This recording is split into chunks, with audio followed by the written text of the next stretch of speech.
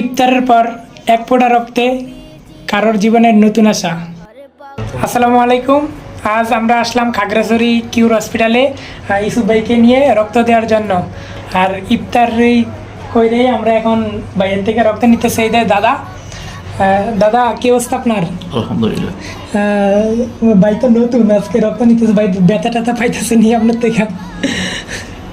ভাই আপনার রক্ত দিতে পেরে আপনার কোনো খারাপ লাগতেছে বা?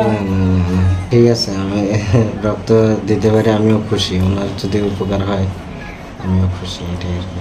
আপনার রক্তে বাঁচতে পারে অন্য একটা প্রাণ। রক্ত দিলে হয় না ক্ষতি, জাগ্রত হয় মানবিক সহানুভূতি। ইফতারের পর এক ফোঁটা রক্তে কারোর জীবনের নতুন আশা। তো আমি যে ভিডিওটা দিছিলাম এ পজিটিভ রক্ত লাগবো, তো এই এ পজিটিভ রক্ত আমার ভাই দিছে। আর ভাই আপনি রক্ত দিতে পাইরা কিরকম মনে হইতেছে? কোনো সমস্যা নেই, ভালো আলহামদুলিল্লাহ। মানে আপনি রক্ত দিতেছে, রক্ত দিবার পরে কোনো সমস্যা হইতেছে? না না, কোনো সমস্যা নেই। তো ভাই কি প্রথম না আরো আগে দিছেন? না, এই প্রথম। এই প্রথম না? তো ভাইয়ে এই প্রথম রক্ত দিছে। আর ভাইয়ের জন্য সবাই দোয়া করবেন, বা আমাদের জন্য সবাই দোয়া করবেন যেন আমরা মানুষের বিপদে বা মানুষের পাশে যাই দাঁড়াতে পারি। তো এই মানুষের সমস্যা সমাধান করতে পারি, কারণ একজন মানুষ আরেকজন মানুষের জন্যই। কারণ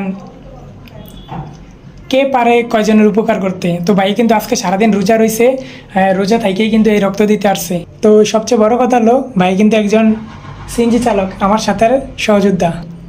যার জন্য রক্ত দিতে আসছে উনি হইলো যে একজন সিজারের ওনার সেল হয়েছে।